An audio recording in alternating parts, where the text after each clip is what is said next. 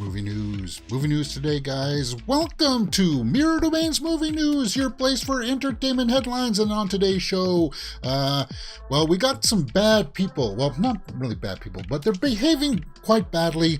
Some people, some executives in the offices there at some studios, and perhaps Bill Murray too, guys. I'm sorry to say, Amsterdam is a huge box office failure. What does that mean for, studio films? Enola Holmes 2 trailer dropped. Glass Onion gets a release date, but we start off today's show by talking about Star Wars and Taika Waititi's Star Wars.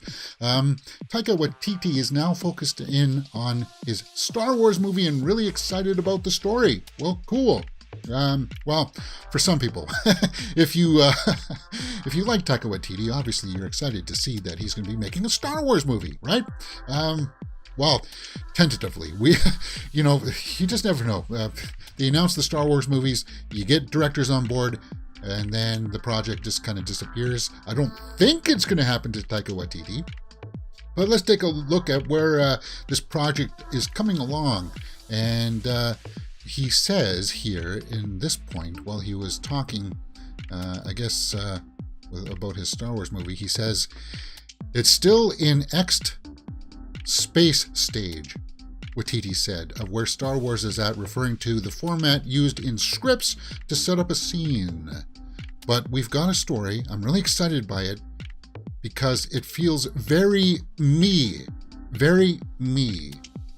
Now, some people might go, after watching Thor Love and Thunder, which was very Taika, it was very, very Taika, and that kind of rubbed people the wrong way. Well, there was a small, minor backlash to Taika Waititi's Thor Love and Thunder. Small. Come on. His flavor, he was just given a little bit too much rope. So I'm hoping that Kathleen Kennedy will dial in that rope just a little bit. But by the sounds of it, guys, this movie was supposed to come out next year, next Christmas. It's not going to happen.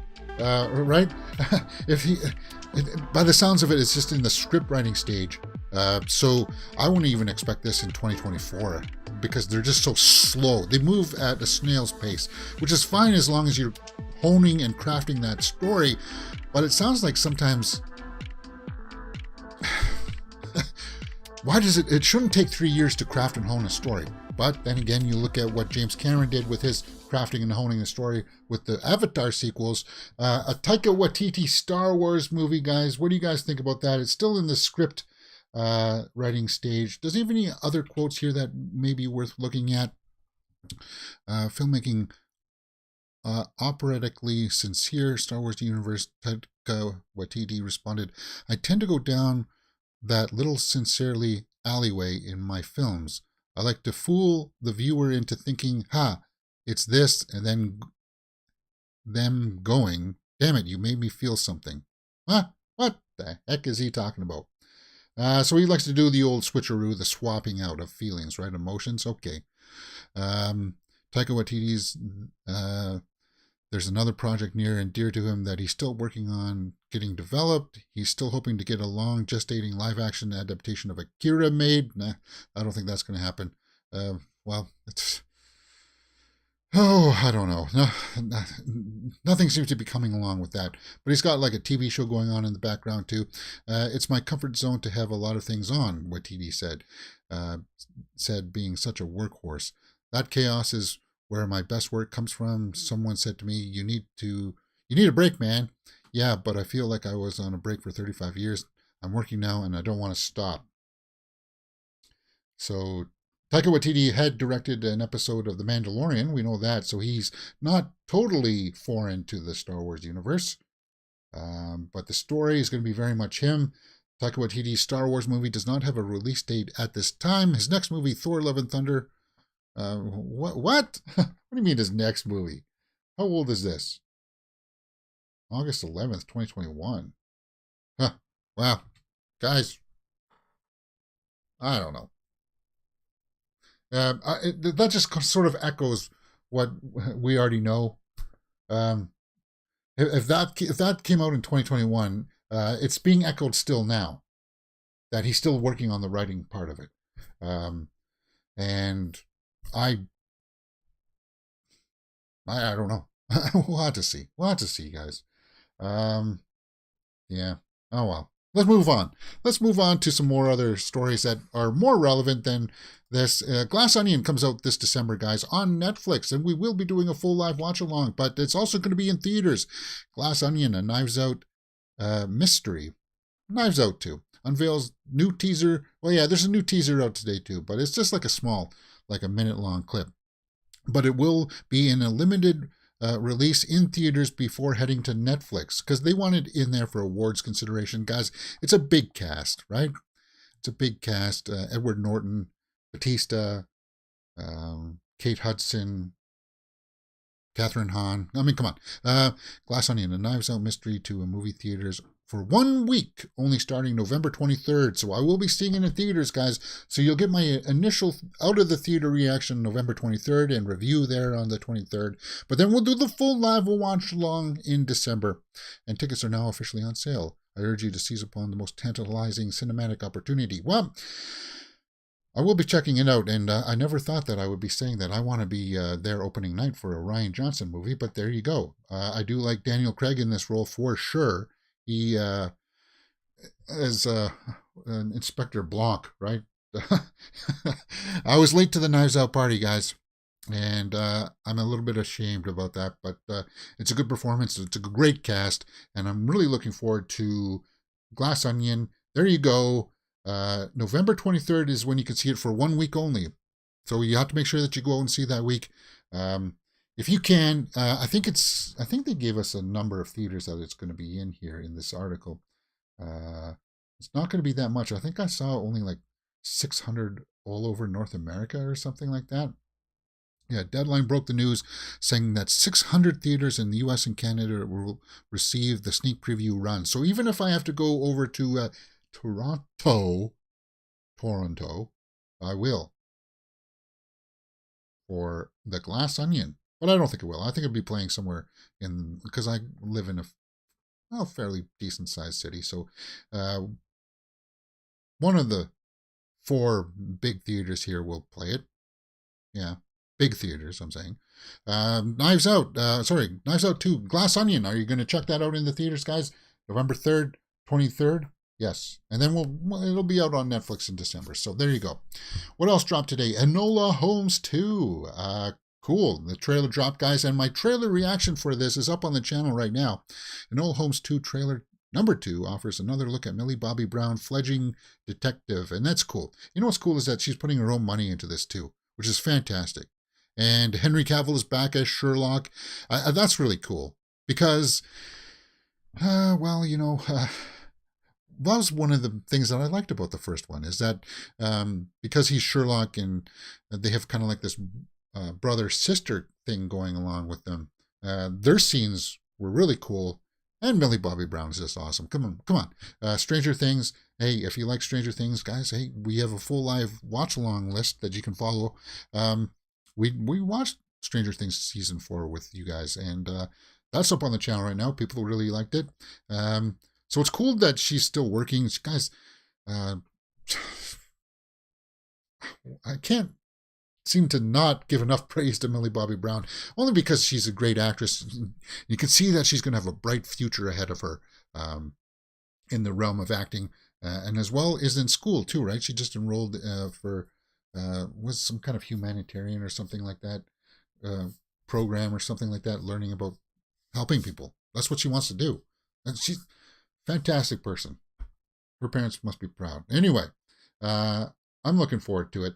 I like the trailer. So let's go in and take a look at some of the snapshots of this trailer for Enola Holmes 2. Yeah, and it does look like there's going to be a bigger role for Sherlock in this one. Yeah. The trailer starts off, looks like, she's still kind of following around Sherlock there. And it looks like it's going to be like one of their cases is going to, well, match in with each other, and you can see that she does kind of a board there with things.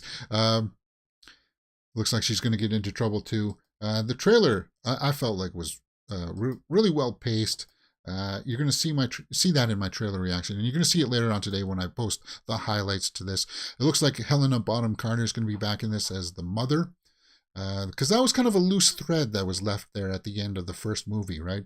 It wasn't too much there. You can tell that she was off doing stuff to help other people. So it's good to see her back. Costuming looks great across the board here again. That was kind of cool in the first one. Her costumes and her outfits. It looks like there's also going to be a little bit of the romance, teen romance angle in this, because this guy's back, right? Yeah. Yeah.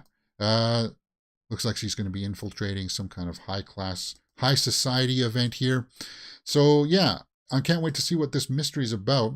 I think the synopsis, let me just read the synopsis here quickly for this, because it does give us just a little bit.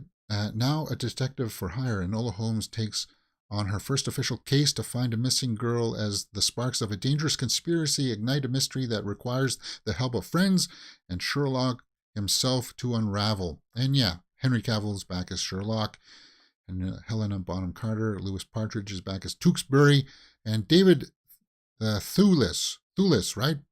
No name listed here. We saw that in my trailer reaction. I think maybe, I don't know if maybe he could be playing Moriarty, perhaps, because they are bringing in some Sherlock lore, but, this is obviously a self-contained story to Enola Holmes in that book series.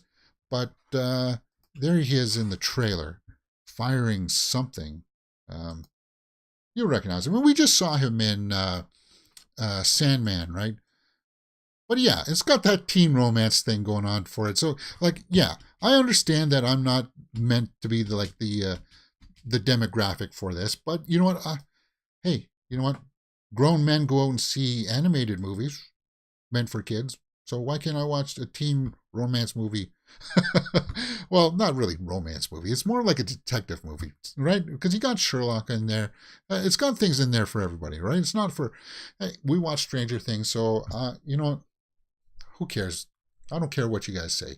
I think she's talented and I want to see her work. And I did enjoy the first one, so I'll be checking this one out for sure. I think it's fantastic. Let me switch over to the audio here. We'll pay attention to her fight. Another thing our mother has to answer for. Yeah.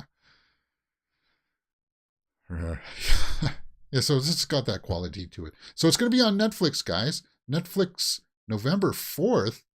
So we will be doing full live watch-alongs for this. Let's take a look at some of the comments in this. Millie Bobby Brown and Henry Cavill's chemistry must be fantastic. They look so perfect as brother and sister duo. They do. And they do have good on-screen chemistry in scenes together. They should have made this a series. It is.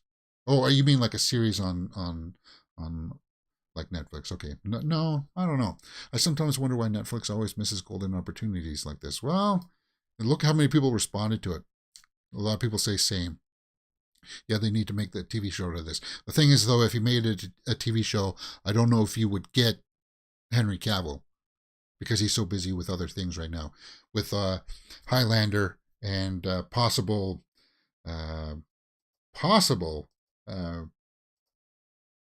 upcoming Superman work.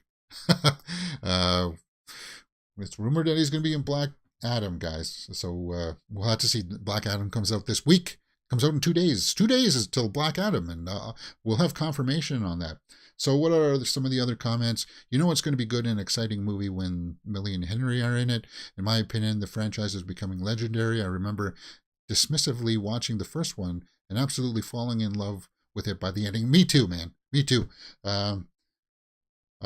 Yes. This young lady's talent is undeniable. I'm talking about Millie Bobby Brown there. It is. It totally is. The way that she reads lines, the way that she just, you can, when you hear her talk about like her getting into the work and stuff like that, and the script and stuff like that, it's just, she's really hands-on with a lot of this stuff. For her age, she's only 18, guys. Wow. Millie Bobby Brown, guys. I can't give enough praise there for Enola Holmes 2 trailer. She's on the right path. She truly is. Yeah, check that out. What else can you find here on Mirror Domains, guys? As aside from the movie news show that we do daily, Monday to Friday, we also do a well, you can find some of the extended cuts of like those little shorts that we do on TikTok and Instagram, because, you know, I don't have to have that 1 minute window. I can give a little bit more. It gives you a little bit more context and stuff like that. But what else? Well, we do full live watch-alongs for House of the Dragon on Mondays, 1:30 p.m. Oh, episode 8 was a great episode indeed. On Wednesdays, we do Andor. Star Wars Andor. That is another great series. And this week, Thursday, guys, She-Hulk wraps up. Episode 9 wraps up on Thursday. The season finale. We'll talk about that a little bit later on in the show, too. And Rings of Power also wraps up this week. On Fridays, we do Rings of Power. What questions will be answered? Hopefully the needed ones. We'll talk about that towards the end of the show too. And on Saturdays we do the Horror Weekly Roundup, where we talk about all the big horror movie news headlines that drop during the week. Yes, guys, we're movie fans. Hey, we talk about all these things. We don't shun the genre films here, because I love horror. It's truly one of my favorite genres. And of course there, yeah. You know we do the movie news stuff. So there you go. That's what you can find here on Mirror Domains, guys. You hit that thumbs up button if you like this kind of content. You see how quickly I go through the stories. And subscribe. Oh, or hey, if you don't like the movie news stuff, find those watch-along playlists. Because the playlists, you'll follow and you'll get updated with the new ones that come out on a weekly basis. Because 2 are ending this week too. We're going to have to find some other things to fill the gaps. All right. Let's talk about some bad things here. We started on a high here. We're kind of going to go down a little bit here because we're going to talk about Amsterdam, and Amsterdam being a failure, and some other people being real buttheads. So let's get into what Amsterdam, well, guys, you know what? Talking about things that you can find here on the channel. I did an Amsterdam review there, and it was non-spoiler, but you can find that up on the channel right now. And I got to tell you this, I didn't hate the movie. It wasn't a terrible movie. It wasn't something that made me go, ugh, ugh. But Amsterdam did bomb. Amsterdam stands to lose nearly 100 million. What does this mean for upscale movies? Christian Bale, guys, was phenomenal in this. It's probably one of my more favorite performances, like aside from Bruce Wayne and Batman. Well, and American Psycho was great. People like Equilibrium and stuff like that. But it's got to be up there. It wasn't as contrite as, say, American Hustle or some of the other character pieces that he tries to do. I liked him in this. It was good. It was a great cast. Margot Robbie, John David Washington, Anya Taylor-Joy, Rami Malek, Robert De Niro, Taylor Swift. And it was good.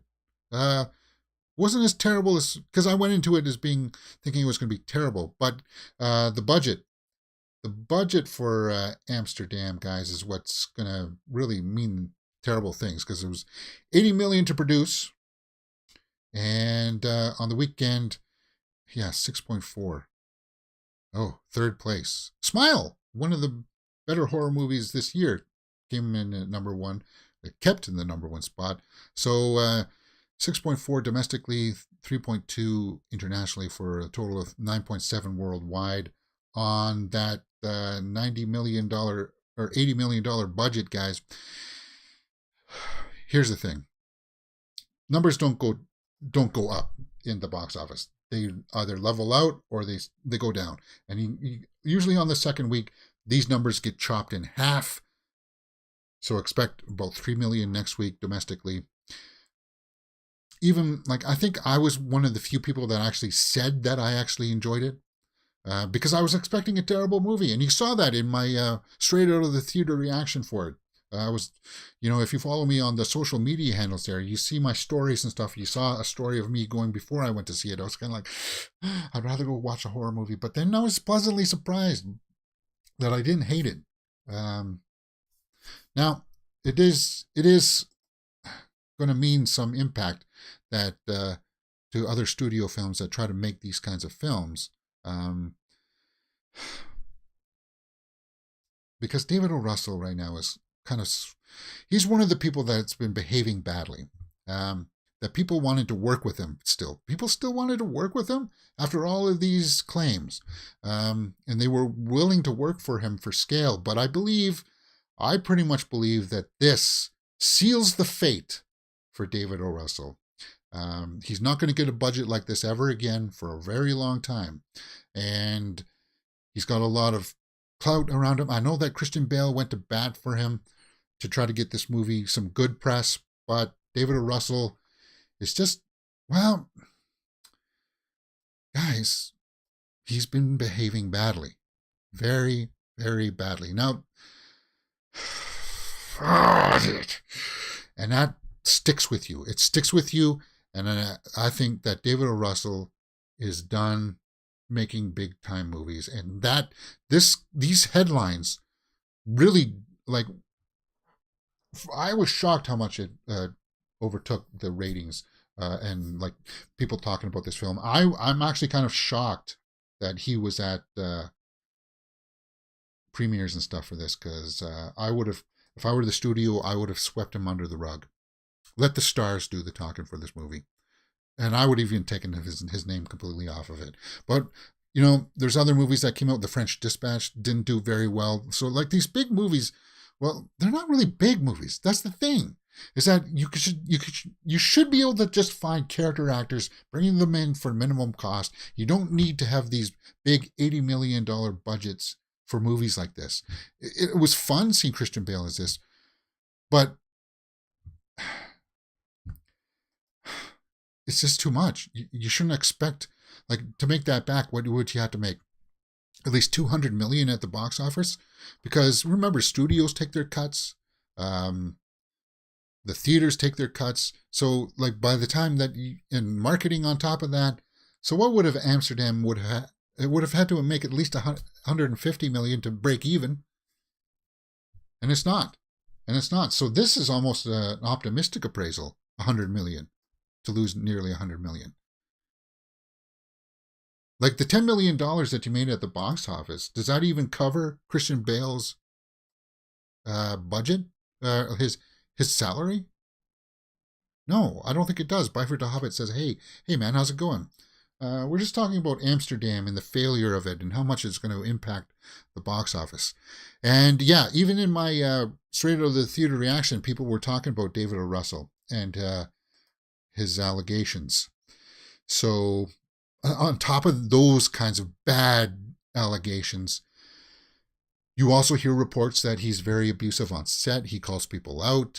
He screams at them. He doesn't have, and then you get, but then why would people want to work with him? I don't get it.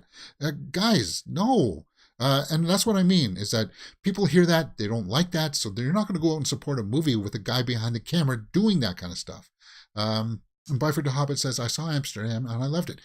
Yeah. As I said, Amsterdam is not a bad movie. It's not a terrible, terrible movie. But because of the person behind the camera directing it, I think it did impact. And what it's going to mean to other films of this kind of caliber is they're not going to get that kind of money anymore. As studios out there, when you put like $80 million into something like this and people say, I don't want to see that. Like, could they have marketed it any better? Maybe just tell us what this whole story is. Like, people complain about movie trailers showing too much. Sometimes, in some cases, you have to. And this is exactly why you should tell everything in the trailer, because it's just a trailer, guys. It's meant to get you in the seat. And sometimes you feel like you've watched the entire movie, but sometimes it's just the first act. The first act should nail you into the movie. It's the hook, right? If you're not into the first act, then why would you even continue watching the rest of the movie, right? It's kind of like the opening scene of a movie. You hear me ragging on that all the time, because the opening scene has to establish the movie and it's what they're going for, the feel and the tone. And actually, Amsterdam did a good job with that because it had Taylor Swift in it. And I'm sorry, I am a Taylor Swift fan, and they did a good job at establishing that. But what it means is that, you know, you're not going to get movies like this anymore. And some people who enjoyed the film are not going to like that. And it's going to sink directors like this. David O. Russell, what I would do if I were you, I would go away. Go away. You're still a writer. Write under a pseudonym. Write under a different name. But Amsterdam will impact box office movies like this. And yeah, Taylor Swift was good in it, guys. She was. You know why she was good in it? Because she plays a character that starts the movie in its conflicts and its mystery as to what's going on here. She does a very good job in establishing that. She plays a big part in it, and I can't praise her enough in for that. But that's what Amsterdam's Failure is going to mean. Talking about bad people here. Let's get into this segment. We're going to talk about a couple of people here, including Bill Murray. I'm sorry, guys. I'm a Bill Murray fan, too. I was. I love Kingpin. It's one of my favorite comedies. In fact, I think I got...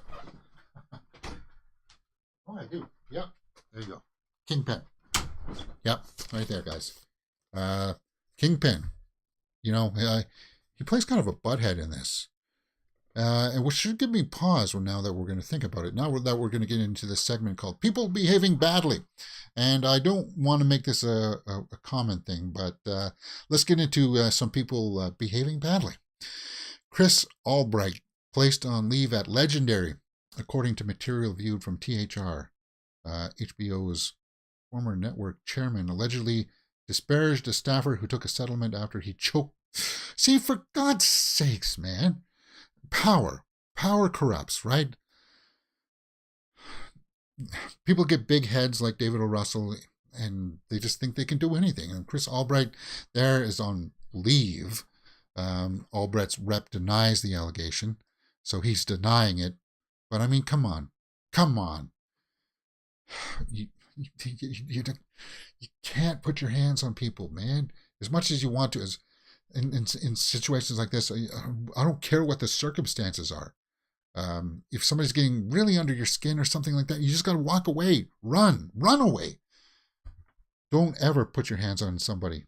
And this kind of headline, it's going to be, this was splashed all over the big trades today, so that's why we're talking about it at Legendary. So that's a big studio, and it falls under our wheelhouse here, guys, for movie news.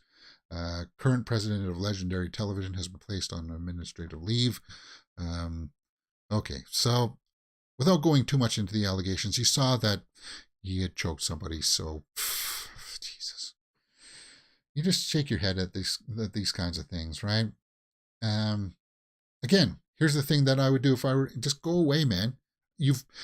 With the salary that you were making there, you don't have to work another day in your life, probably. Just don't live large. You don't need yachts. For fuck's whoops. I just swore.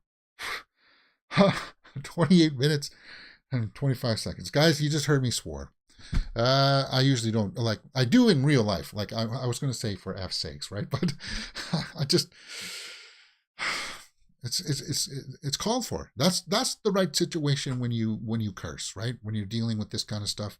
Some people, it makes you shake your head, and it's kind of like, there is corrective action in place here, at least, right? He was placed on leave, so who knows how long that's going to be. Who else is acting badly? Bill Murray. Bill Murray's been acting very badly, and this article came up on Variety. Gina Davis details bad audition with Bill Murray, who had allegedly screamed at her on set, "I should have walked out or defended myself."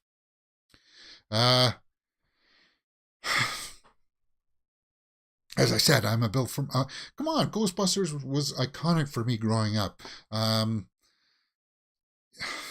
Groundhog Day, and I liked them in this. But then when you stop to think about it, Scrooge is one of my favorite adaptations of that story. But when you think about it, yeah, he plays a lot of characters that are buttheads, right? Like he was going to drug Dana in Ghostbusters when they went out on their date. Oh, and if you watch him in this, he's a real butthead in this, but it's kind of like, you thought he was just playing a character, but it almost sounds like he was playing himself. in this movie, Kingpin. I will have to do a full live watch along when I get a digital copy of Kingpin, because it is one of my favorite comedies. But apparently Gina Davis was ragged out by him because he was co-directing the movie that they made called Quick Change a while back. So Gina Davis writes in her memoir, Dying of Politeness, that she had a bad encounter because Murray was co-directing this film, Quick Change. Now, directing. And this kind of goes to what David O. Russell is under fire for too. And I'll tell you this, as a director behind a project like this, guys, I understand that a director has to drive the machine.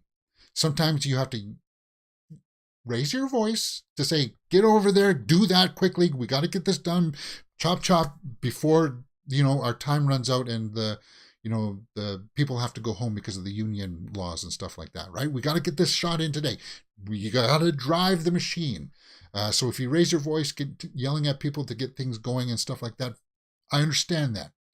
I understand that would not come from a place of malice or, frustration. But when it comes to dealing with actors, I give them the longest leashes. Like, I would never yell at an actor unless they were not showing up to call times, not knowing their lines. I don't know. It's just, yeah, then they would call for kind of like a dressing down, but not in a yelling tone. It would be just kind of like, you have to do this, man. You got to show up on time. You have to know your parts, kind of thing. And if you can't, then we have to consider releasing you from this contract, kind of thing. And if they try to get all righteous with me and stuff like that in my face, then it'll be like, see ya, bye. There's the door. You're gone. That's it. And I wouldn't. That's all that I would do, because I would put in my contracts, I have final say if you stay on the set or not. Anyway, Gina Davis got yelled at by Bill Murray. And then, of course, we also have that other big story from Bill Murray this year. Bill Murray allegedly behaved inappropriately in his latest film. It's not new territory. Yeah, because he was on that movie. It got canceled. And it came out, finally, what happened on that movie. That he was accused of kissing and straddling female production movie staffer. Jeez, man, God, on Being Mortal. And he was doing it as he thought he was being funny, right? And that was his excuse. But for kissing a woman, guys, no. And I don't care how big you are, if you're the president of the United States, or you don't do that anymore. You can't get away with that. And maybe people will try to say that it was just him trying to, he hasn't grown up with the times. But then when you look at this kind of thing, he's got a long list. He's got a long track record of this kind of stuff. And I didn't know this. So it kind of opened my eyes to Bill Murray a little bit. It bummed me out because I did like him in Ghostbusters Afterlife. It was cool to see him back, and I didn't know anything about this. So for the most part, most people won't pay attention to this kind of stuff. But yeah, sometimes you hear things, it bums me out, man, because I like Bill Murray, and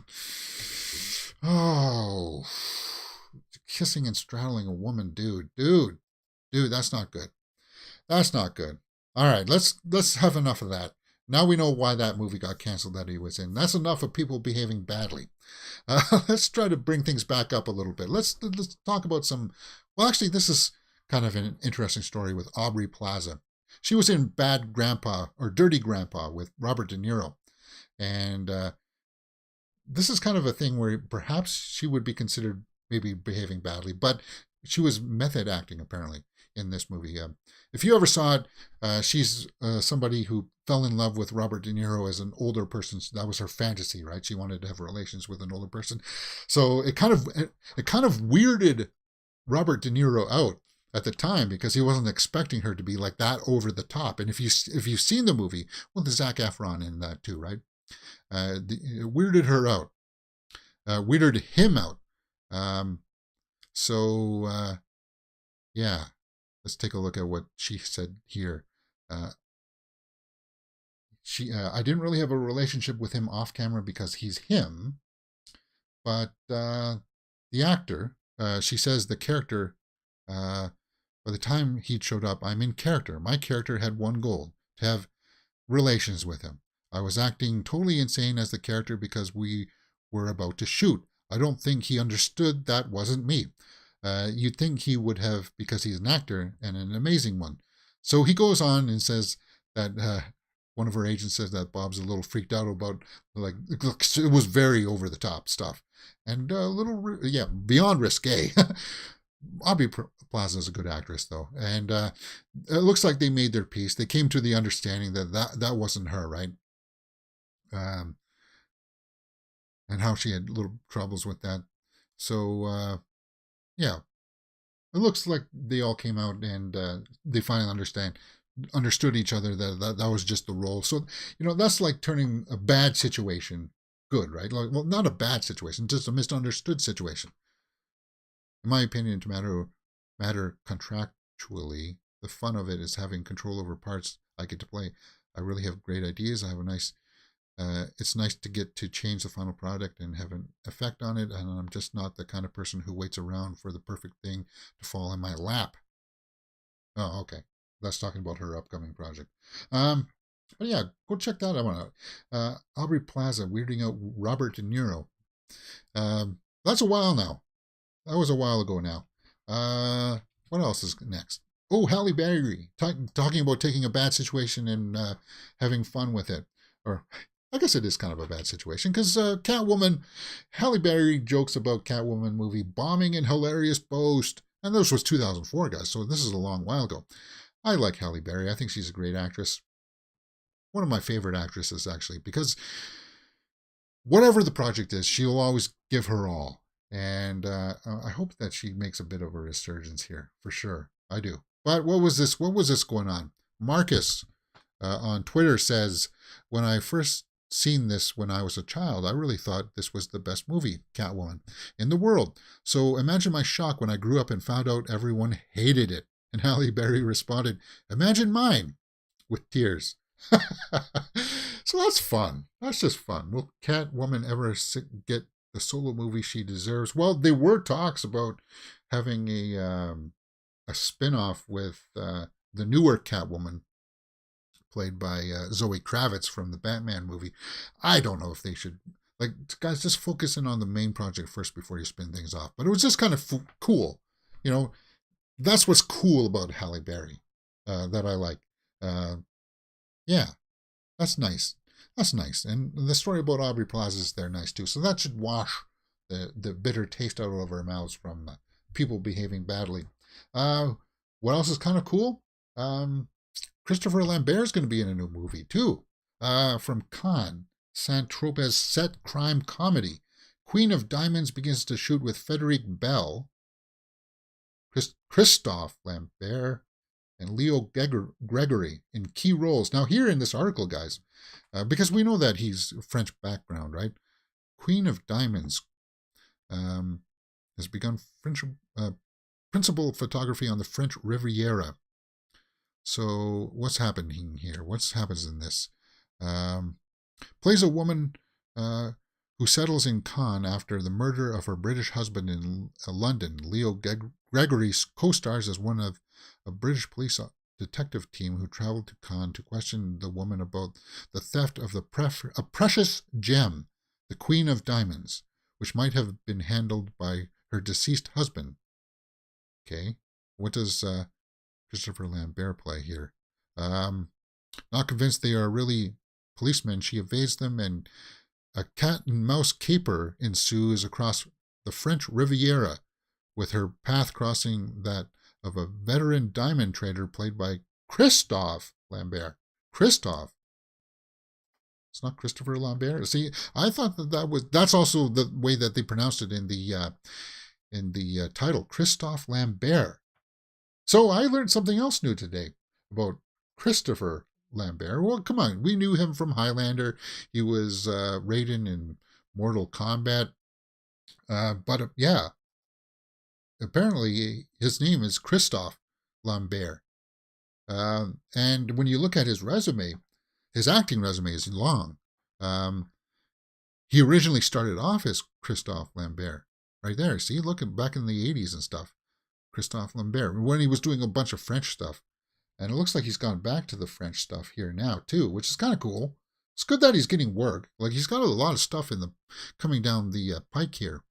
So that's kind of cool. Actually, no, I don't like using pike. Pike is such a U.S. term. Let's say pipe. Yeah. Coming down the pipe. Dark Room. What was the movie called again? It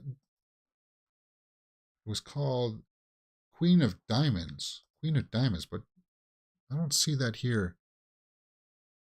I don't see that here on his resume here. Well, it just started production, so it should be here, around here, right, guys? Huh. Filming. Someone dies tonight. No, it should be, yeah, it should be in here, but oh well. Okay. Wow.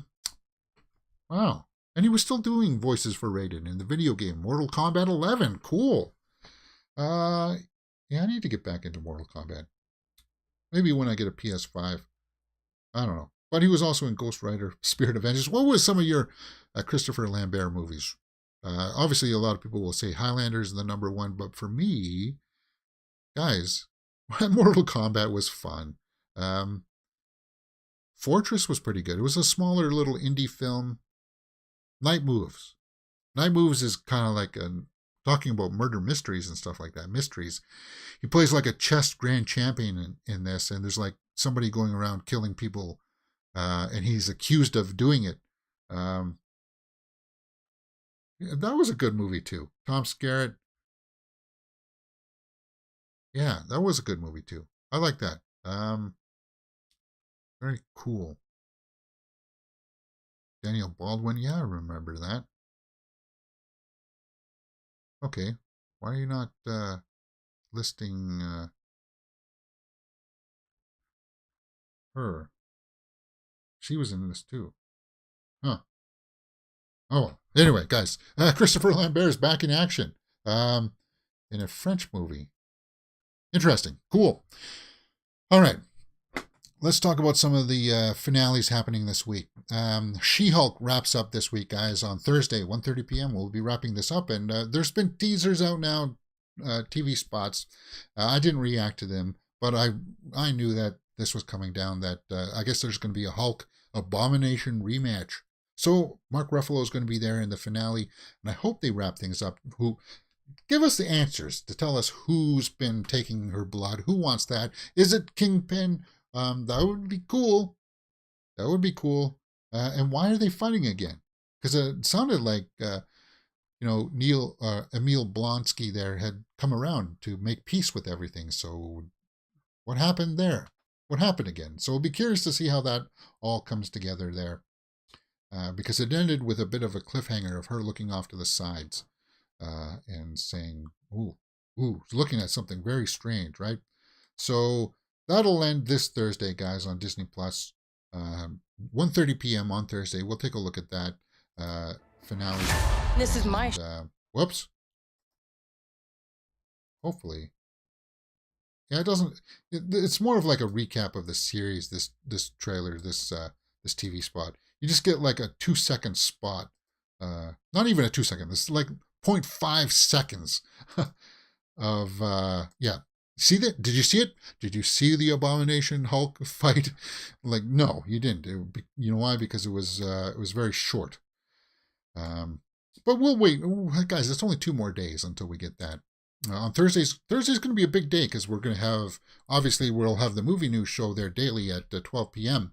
On Thursday. But then at 1:30 we'll be doing She-Hulk, and then 5 o'clock, I'm seeing Halloween Ends, so pay attention for that. My straight out of the theater reaction for that. A big day on Thursday. Byford the Hobbit says, "I'm sorry about your blue."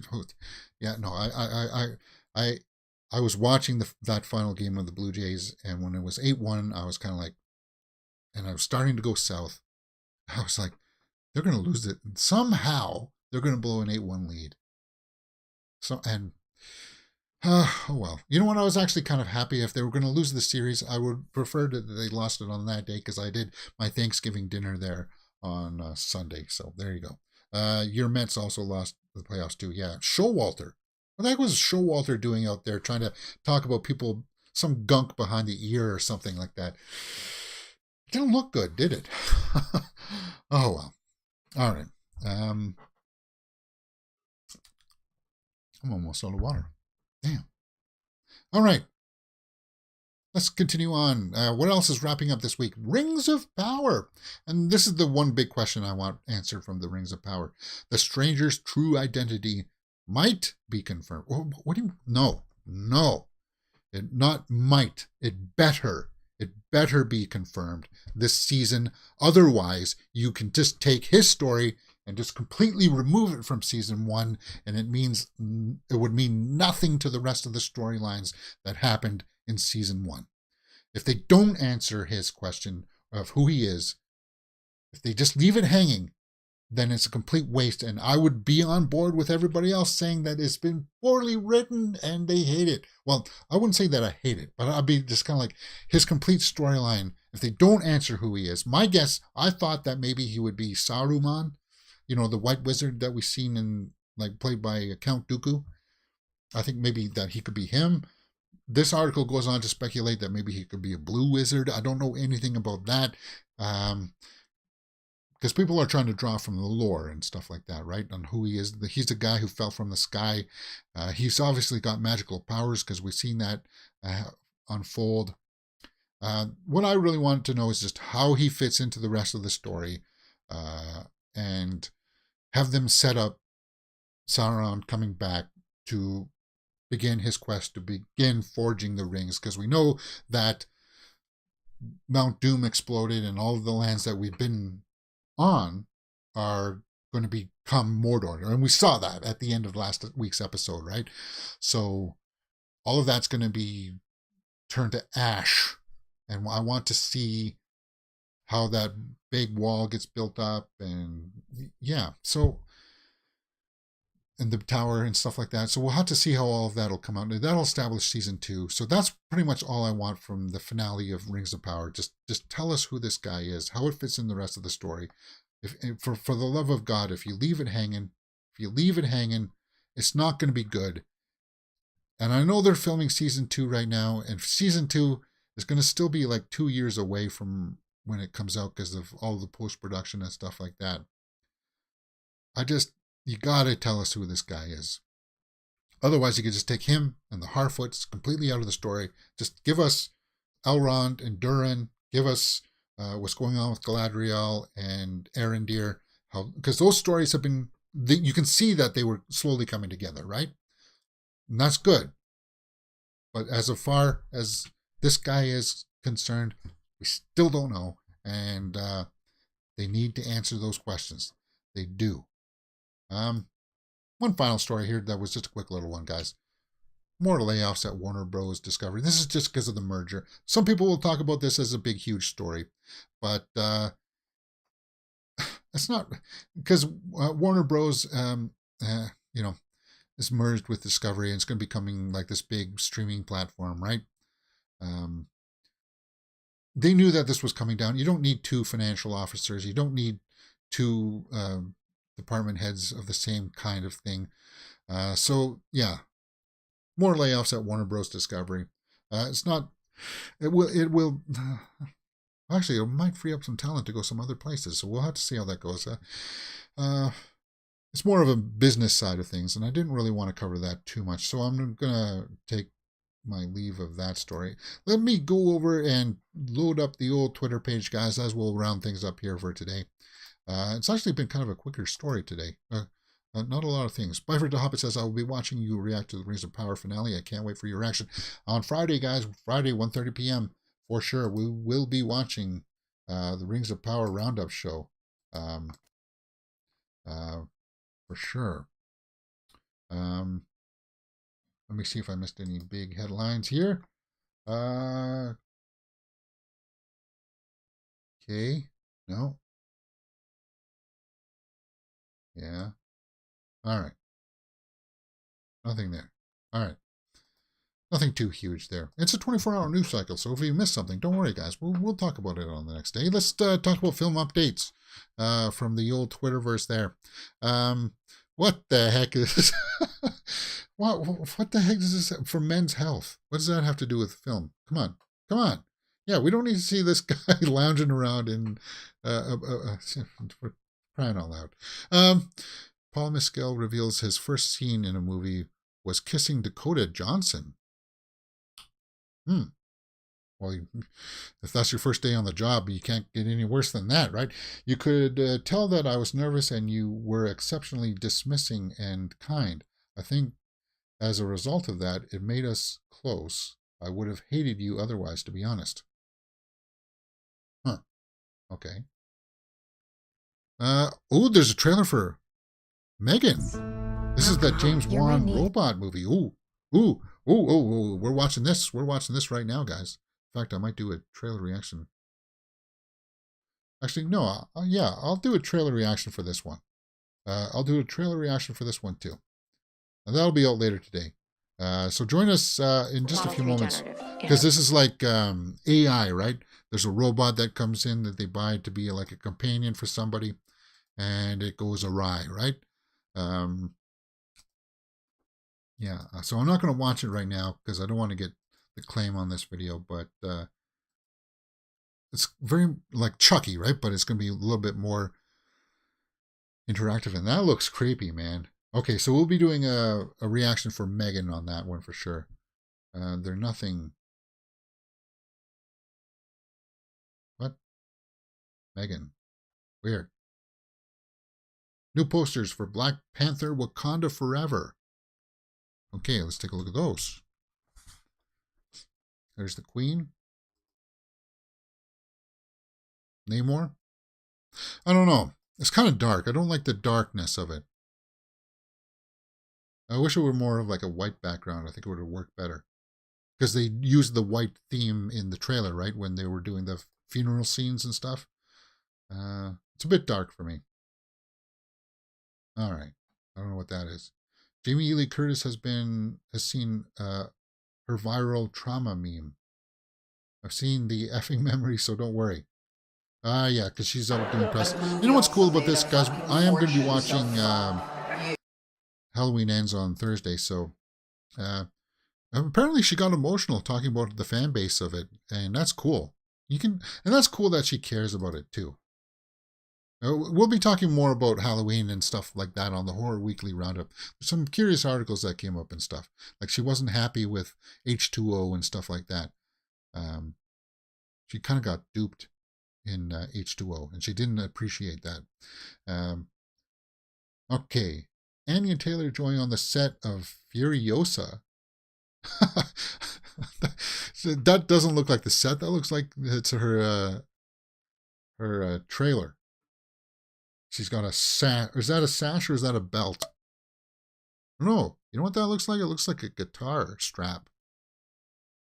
Guitar strap. Cool.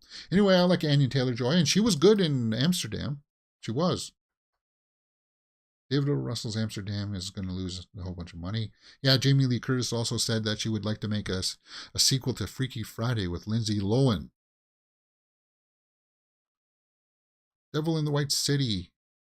Todd Field has exited Hulu's Devil in the White series just after Keanu departed. Okay, so the director, so that you need a new star, you need a director.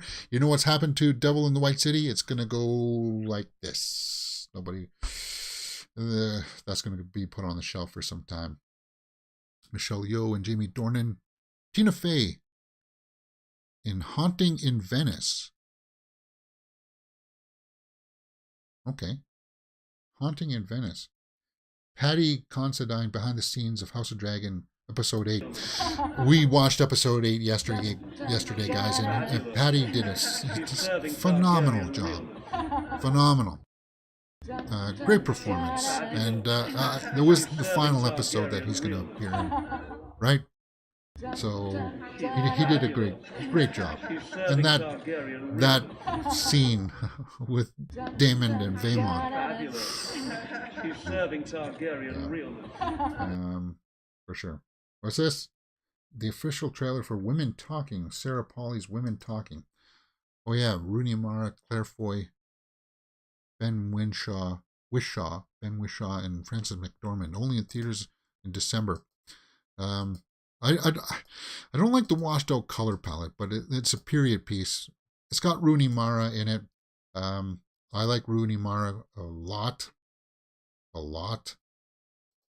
Got nothing against Claire Foy. Frances McDormand is obviously a well-talented and great actress. Academy Award-winning actress, right? Gwendolyn Wild, Selena Gomez. Okay, so that's where we were yesterday, right? That's where we were yesterday. I think that's pretty much it for today, guys. Megan trailer. We'll be, let me see if I can pull that up. I'll see if I can get that keyed up. Let's take a look at the IMDb for that too. Megan IMDb. Because it is James Wan, right? 2023 movie. Yeah, it's like the reverse. Because the poster is creepy. A robotics engineer at a toy company builds a lifelike doll that begins to take on a life of its own.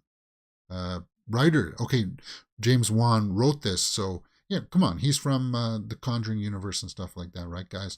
So it's good pedigree there. Allison Williams, Gina Davis, not Gina Davis with a G, but Gina Davis is going to be the voice. Okay, yeah, we'll watch this trailer. The trailer reaction will be up on just a few, like in about 2 hours. It'll be up, guys. Maybe an hour. I'm going to have my breakfast now. January 13th, 2023, Megan. Let me just see if my subscription feed has that in queue. It does right there. All right, good. Good. Oh, actually, I don't want the Rotten Tomatoes. I want One Media. Yeah, Rotten Tomatoes did a really terrible job. They bought out Joe Blow movie trailers that used to show all the trailers. And then ever since they've done that, numbers for them have gone straight down. And all they do is just amalgamate trailers from studios. So I don't know how they do it, get away with it, but you know, it's kind of like what we do with trailer reactions. We get the copyright claims, but meh, whatever. Anyway, that's the way it's gone. That's pretty much the show today, guys. We're coming up on an hour now. So cool. Join us tomorrow for more movie news, and well, we're going to be watching Andor, episode 6. Can't wait to see that. Cool, guys. And if not, see you well, later on for more movie news shorts kind of things. Shorts, yeah, there you go. There you go. You're watching Mirror Domains. Hit that thumbs up button.